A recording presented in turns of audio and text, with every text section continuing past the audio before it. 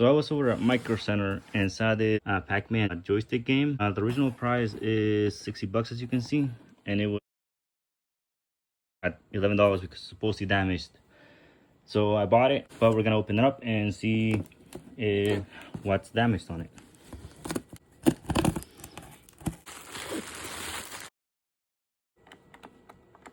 I did not see any damages. This is the power for it.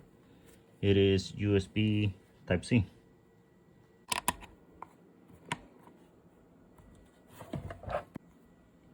All right, let's see.